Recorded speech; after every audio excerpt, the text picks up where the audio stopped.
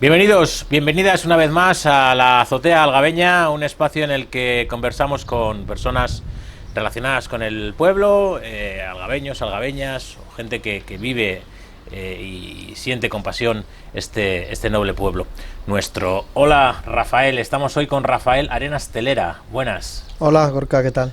Estoy yo por decirle a tus padres que nos dejen esto como plató, porque, oye, la vista es impresionante, Pues no está mal, no está nada mal. Tenemos ahí el campanario, la torre. Muy Como bien. azotea está muy chula. Sí. ¿Has solido subir mucho tú aquí a esta azotea? Pues ahora hace años que no subía, pero yo recuerdo incluso en verano que tendíamos aquí los colchones y nos dormíamos. ¿Ya veis la aquí. noche por aquí? Sí, sí, sí. Ajá. Y se está muy bien, muy fresquito, muy bien. Y Que con es buenas vistas. La además. azotea es algo singular a nivel andaluz, ¿no? En Andalucía lo que es la azotea es un elemento importante dentro de la arquitectura de Sí, sobre todo en los pueblos, ¿no? los Porque, pueblos. claro, en las ciudades no todo el mundo puede disfrutar de su azotea, ya que pues vivimos en pisos y no todo el mundo tiene acceso. Ujú. Oye, Rafael, hablábamos contigo, queríamos hablar contigo porque has publicado un libro. Has publicado tu primer libro que se llama ¿Por quién doblan las campanas ahora? Ujú. Y bueno, estás en fase de promoción, te has movido mucho, ¿no? Te estás moviendo mucho. Sí, sí, sí. La verdad Ujú. que está llegando a todas las provincias y yo con él. ¿Te gusta viajar? Sí, me gusta viajar. Bueno, la mayoría de las veces lo hago por trabajo Ujú. y otras veces por diversión, pero sí, me gusta. Eh, Hiciste dos presentaciones, no sé si ha habido alguna presentación más, aparte de la que hiciste en Sevilla y la de Algaba. Sí, se ha hecho una presentación en Barcelona también Ajá. y otra más en Pamplona. ¿Y notas diferencia en el público de Sevilla a Pamplona a Barcelona? La he notado porque las de Sevilla, la que me hiciste, la que me has hecho tú, ¿no? Tú me has hecho las dos de Sevilla y de la Algaba, Las presentaciones. las dos presentaciones. Estas, pues, ha acudido más público porque se le ha dado más difusión. En aquellas ha sido todo como más improvisado en la propia librería y, bueno, han venido menos personas, pero y además no he tenido a un presentador de verdad, como eres tú. En este caso, yo me he presentado a mí mismo y esto, pues, Todo el toro para ti. Toro para mí. Pero bueno, muy bien, porque está teniendo muy buena acogida. Bueno, comentaste en una de las presentaciones que no te considerabas escritor. No Sí, llegabas o sea, que hay cierto pudor o cierta humildad para eso, identificarte como escritor. bueno, lo que hay es cierta realidad de la situación y es que yo soy alguien que escribe, que tiene inquietudes literarias y escribe, pero no me llego a considerarme escritor porque, bueno, todavía se me está conociendo. Ahora mismo quien está comprando mi libro, quien está leyendo mi libro, pues está descubriéndome. Ujú. Y creo que a partir de ese primer libro, pues si los lectores empiezan a comprar mi segundo libro, si es que llega a salir, pues ya empezaré a considerarme un poco más Bueno, escritor. material tienes, ¿no? Para sacar un segundo libro. Sí, tengo material que estoy preparando, todavía Ujú. no está listo. Bueno, el libro se compone de 13 relatos, variopintos. El primero es el que se inicia en la Algaba, Sí, por así decir. Es un relato sobre vivencias en la infancia. Eh, bueno, ningún parecido con el cuento tiene que ver con la realidad, pero sí que es cierto que se puede inspirar bueno, en las relaciones infantiles y demás, ¿no? ¿Cuánto de ti hay en el libro y en ese relato en concreto que habla sobre la algaba y sobre el bullying en los 80? ¿Cómo? en ese relato no hay mucho de mí, porque ni de los personajes, porque tal cual describo a los personajes y lo que sucede, esto no hubiese sucedido nunca.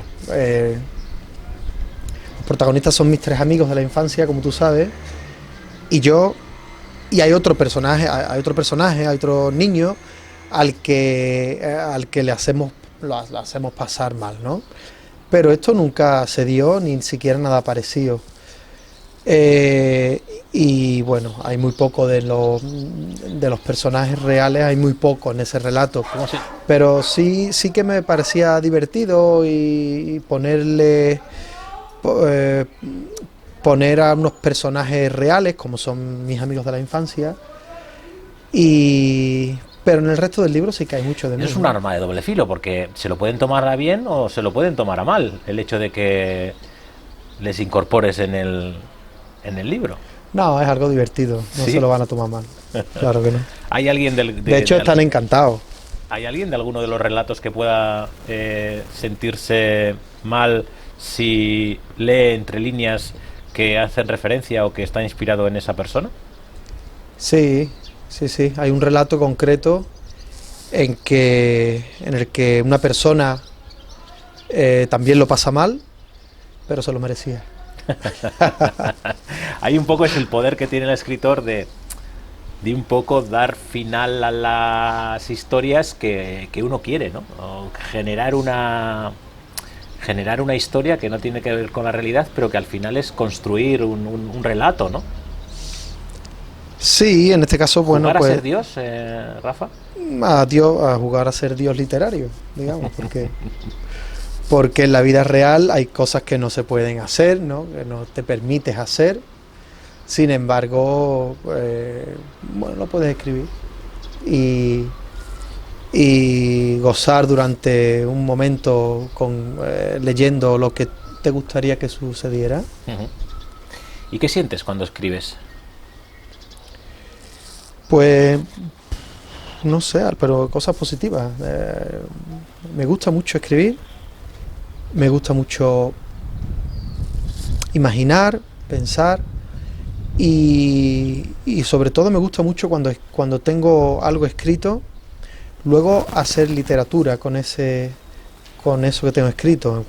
Escribo un relato, ¿no? Y ahora cuando vas ahí, tú lo sabes porque eres escritor también, vas ahí párrafo por párrafo dándole vida a eso que has escrito, ¿no? ¿Y cómo te recreas mucho en las correcciones? ¿Revisas mucho? ¿Eres muy tiquismiquis?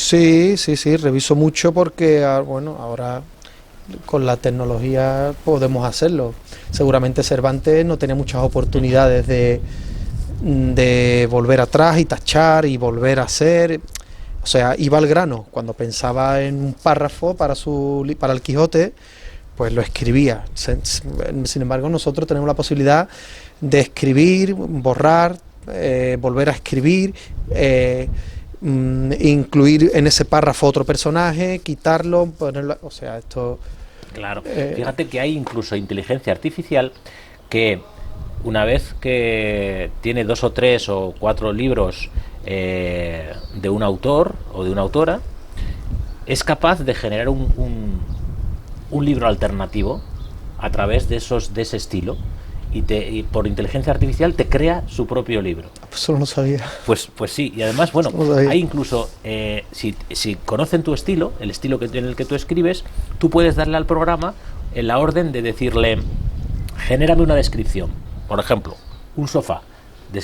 Se te dan mal las descripciones, por lo que sea, y dices, bueno, pues mira, quiero que este programa de inteligencia artificial me lo genere de forma automática. Pues ¿hasta dónde estamos llegando, Rafa? Esto nos dice mucho sobre los escritores modernos. También es verdad, esos escritores que todos los años sacan un libro, todos los años son superventas, y dices, uy, ya no sé tanto si inteligencia artificial o un grupo, pues al final un escritor a veces también es una marca, ¿no? Un equipo, sí, supongo. Y la editorial está muy detrás y obligando a publicar. Entonces, claro, como hay que publicar antes de Navidad, te dice la editorial, claro, pues hay un equipo alrededor de ese escritor para sacar un producto que no es más que esto, un producto, ¿no? Yo has dicho que soy escritor, también estoy en la misma línea que tú, que en la que, bueno, que soy un escritor en ciernes, no me considero escritor, escribo por pasión o a nivel terapéutico y demás. Pero, claro, muchos dicen, ahora escribe cualquiera. Todo el mundo escribe. Tiene su ordenador o tiene su Wattpad, por ejemplo, que es una red social en la que puedes subir escritos y tal.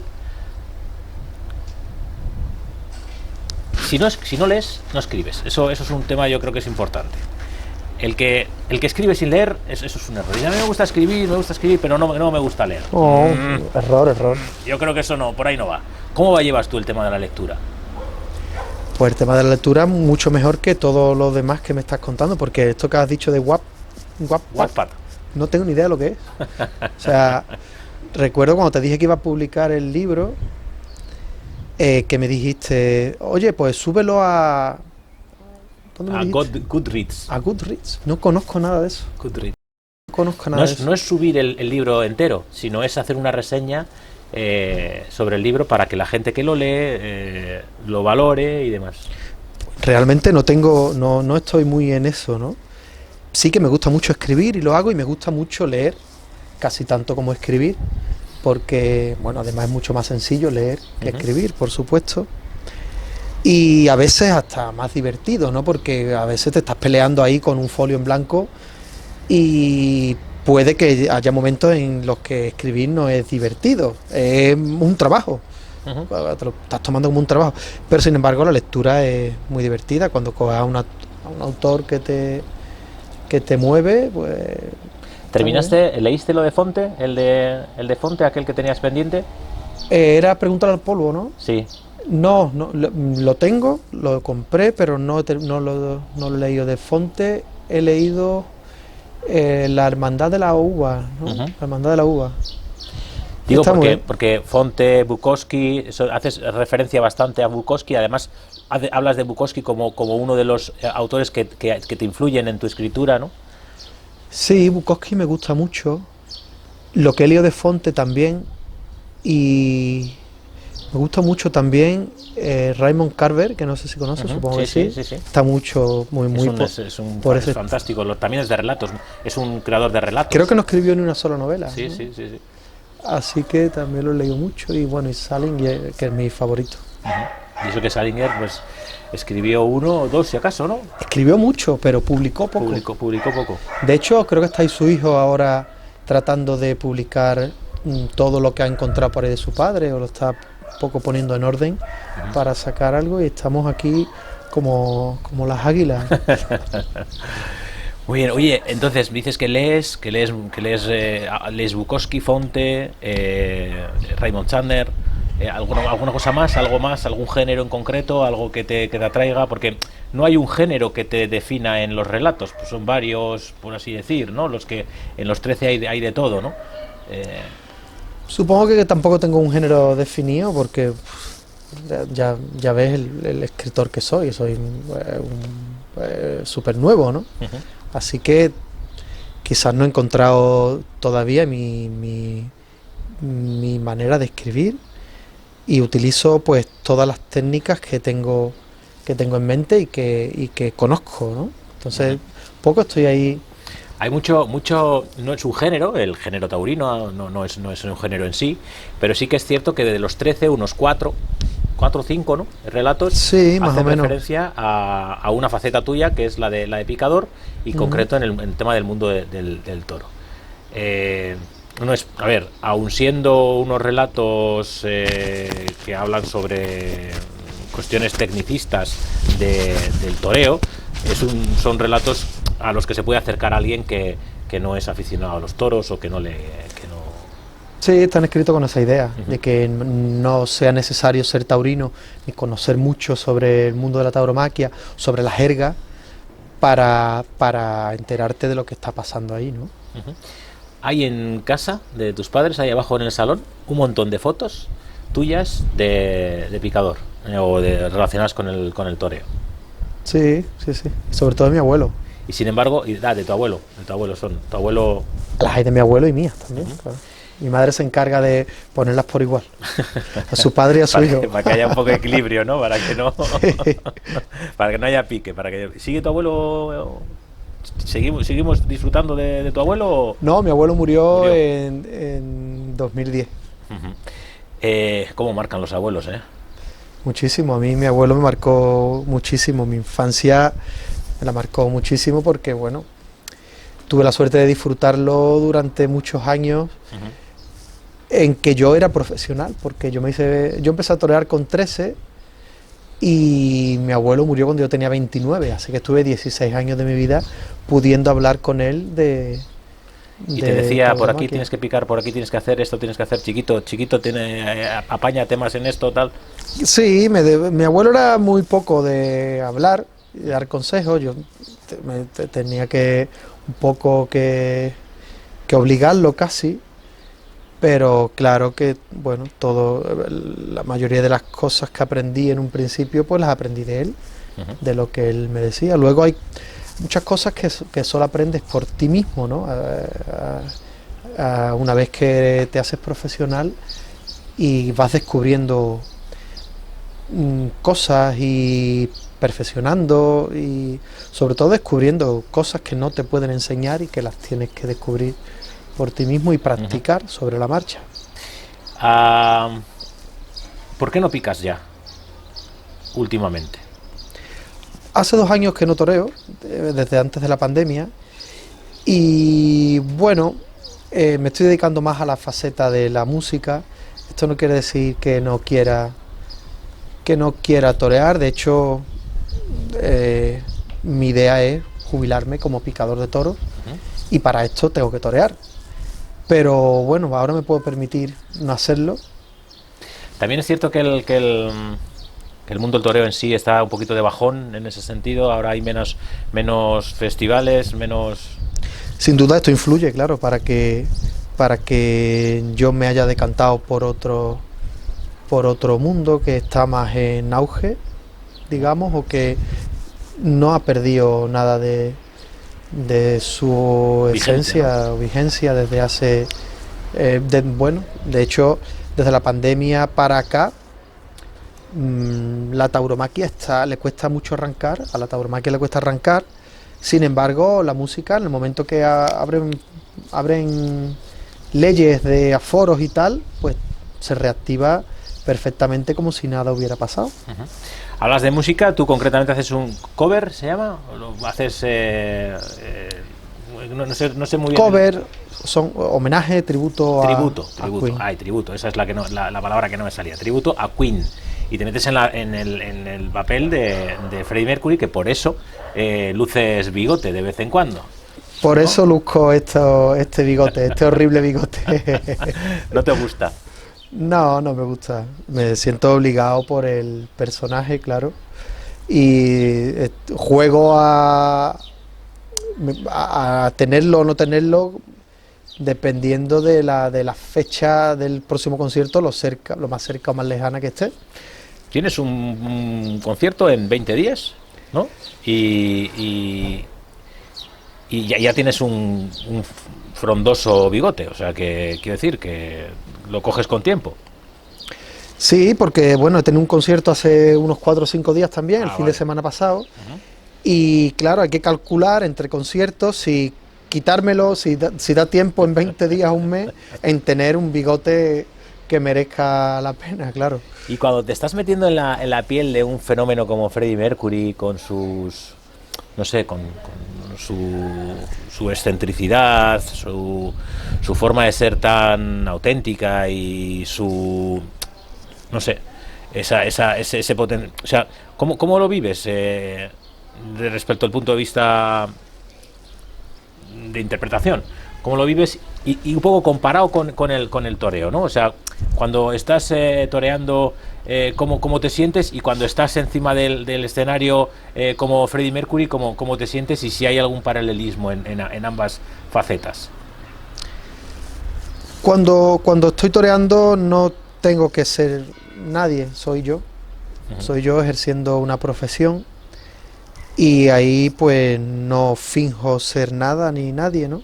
Sin embargo, pues cuando hago de Freddie Mercury, pues no soy yo, un personaje. Además, Freddie Mercury posiblemente se pareciera muy poco a mí. Así que hay que tirar del actor que hay por ahí dentro y sacar al Freddie Mercury.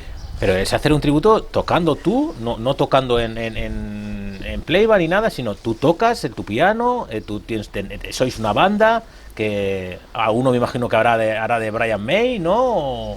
Sí, claro, bueno, la música que suena es toda en directo, no hay nada Es directo. de playback. De hecho, bueno, solamente hay que escuchar mi voz para saber que no es un playback. No te quites mérito, vamos, tampoco, ¿eh? Que tiene que ser, joder, intentar, No, no es fácil, intentar llegar no es a un fácil, no es punto de fácil. Freddie Mercury con esa voz que tenía es... y además en inglés, quiere decir que me imagino que también eso es un hándicap. Si eres, si tu idioma, si tu lengua materna es el español, me imagino que cantar en inglés es un hándicap importante. Sí, bueno, sobre todo para alguien como yo que empecé cantando flamenco, ¿no? Que todo lo contrario, la técnica es diferente, bueno, ya sabes, idioma diferente, pero bueno, lo tenemos muy trabajado y el resultado es que el público viene a nuestros conciertos, pasa por la taquilla y disfruta. Hay unos argentinos, Dios salve a la reina, que son muy buenos, ¿no? Son buenísimos, sí, sí. Muy buenos. Yo los he visto un par de veces o tres, lo he visto en Barcelona, lo he visto un par de veces en Sevilla, creo que esas 3 veces y bueno, me gusta mucho. De hecho, el cantante Pablo Padín, bueno, hemos coincidido un par de veces y hemos... Ajá. Buena gente. De Freddy a Freddy, ¿no? Es como MS de Spider-Man con Spider-Man. Sí, sí, sí, más o menos. Y la película, Bohemian Rhapsody, también una interpretación brutal y fantástica de este muchacho que se llevó el Oscar. Sí, sí, muy buena, muy buena, muy buena. Y tiene mucho mérito para alguien que se lo ha preparado, porque posiblemente a Pablo Padín o a mí nos costaría menos hacer de Freddy en el escenario, en esa escena en que... Wembley, ¿no? ¿De Wembley? En el estadio de Wembley, pero esto fue por el Live Aid. Sí. Cuando se... Tema de África. Exactamente, cuando Etiopía, se hizo... ¿Cómo? Etiopía o estaban recaudando fondos para Etiopía, ¿no? Sí, para África. Para África. Y claro, este chico pues lo hace, sí, lo hace bien, pero se nota que se lo ha preparado durante menos tiempo que yo, por ejemplo, que llevo haciéndolo 7 años, me hubiera costado menos, pero claro, esto no quiere decir nada, él es un actor de Oscar, y yo pues solamente interpreto a Freddy en el escenario.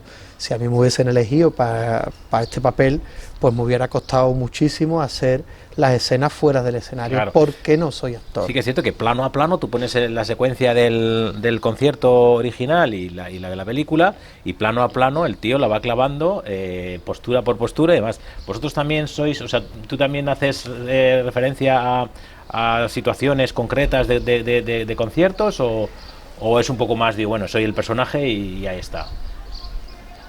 A veces cuando lo haces mucho tiempo, pues ya hay una parte de ti que se cuela también en el personaje, ¿no? Ajá.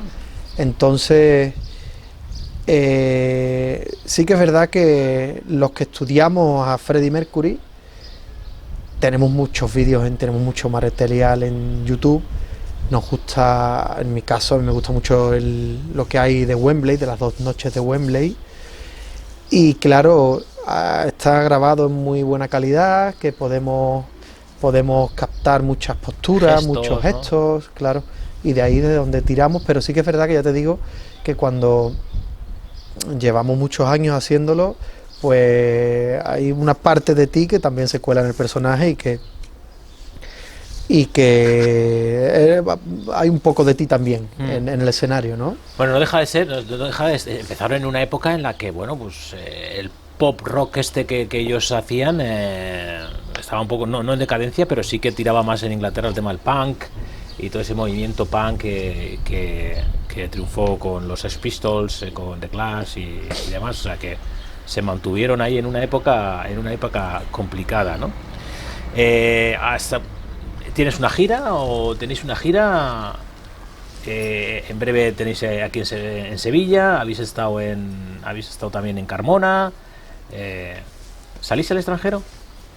Teníamos una gira preparada por Europa justo para el 2020. Hostia, yo sé, siempre alguien tenía algo que hacer en el 2020. Pues es que nosotros veníamos empezamos en 2015, íbamos de menos a más, En el 18 salió la película que nos, digamos que nos catapultó Claro, paralelamente, ¿no? Hizo que exactamente. la gente se interesase. 2019 fue un año muy bueno en el que dimos 80 conciertos, más de 80 conciertos por España, y en 2020 teníamos una gira por Europa con una productora de Almería y bueno, quedamos en que la íbamos a llevar a cabo el año pasado, que tampoco salíamos Tampoco de... estaba la cosa como para... Y bueno, pues ahí la tenemos, Con ganas, entonces, sí. me imagino, ¿no? Sí, sí, ahora lo tenemos por España, tenemos Sevilla precisamente el 9 de abril, luego vamos a Valladolid también, vamos a Plasencia, Me imagino que en esos primeros momentos de viaje, ¿no? Eso es donde se hace el grupo, ¿no? Porque ensayáis entre semana o soléis... Sí, no ensayamos mucho porque lo tenemos muy pulido Muy el trillado, espectáculo. ¿No? Y como es verdad que no paramos, bueno, desde hace como 6 meses, desde el verano pasado, que parece que volvimos un poco a la normalidad, o que los espacios se prepararon para tener música y aunque con público sentado, pues se dieron muchos espectáculos. Pues no hemos parado, así que no ensayamos. A veces ensayamos cuando vamos a meter un tema nuevo, a incluir un tema nuevo, pues sí que lo ensayamos, nos juntamos. Y esto que te digo, cuando tenemos un concierto así como más importante, pues sí, nos juntamos y también nos divierte mucho ensayar, no lo tomamos como un trabajo. Recordamos a Freddie Mercury cantando con Montserrat Caballé en aquel Barcelona del 92. El 92 fue un año, vamos, impresionante en todos los sentidos para muchas ciudades y para mucha gente, pero sobre todo para Sevilla y Barcelona. ¿Dónde estabas tú en el 92, en la Expo del 92, que se cumple ahora 30 años? ¿Y cómo viviste aquella época, aquel año? Pues yo no tengo recuerdos de Freddie Mercury en aquella época. Freddie Mercury murió en el 91.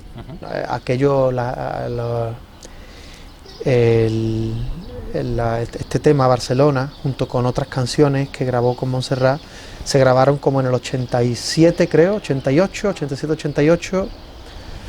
Y Freddie no estuvo para la inauguración de los Juegos Olímpicos, ya había muerto, desgraciadamente. Y yo no tengo recuerdos de Freddie Mercury más que, supongo que yo recuerdo ahí a un hombre que salía en la tele, supongo que fue cuando murió, yo tenía 10 años, y yo veía un tío que se sentaba en el piano y se levantaba con mucha fuerza, o sea, este tío, yo quiero ser este tío en algún momento. ¿Y de la Expo del 92 de Sevilla?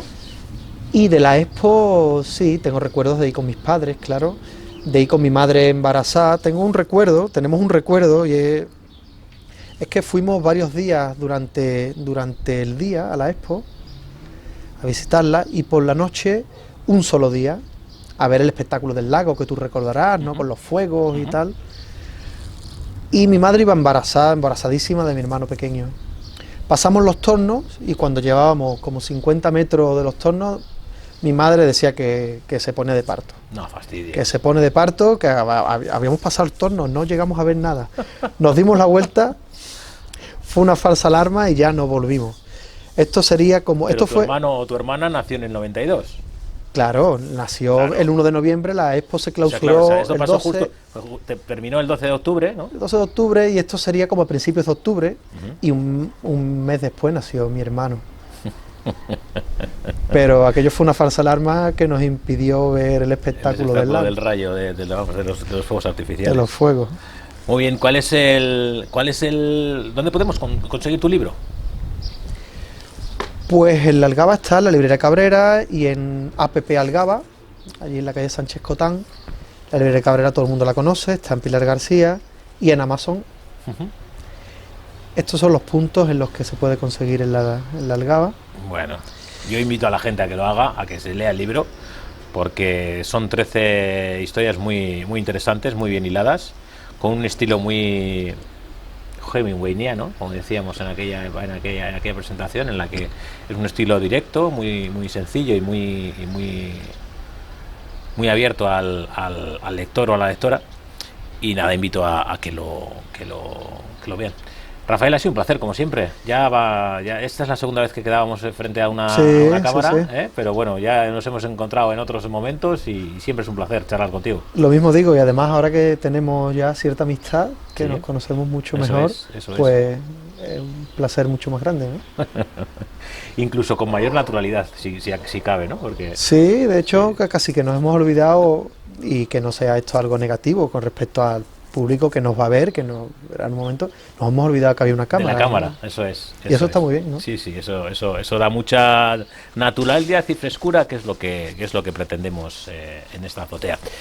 Pues muchas gracias por acogernos en tu casa. Un placer. Muchas gracias por contarnos tu historia y seguimos aquí, en Surande. Hasta la próxima.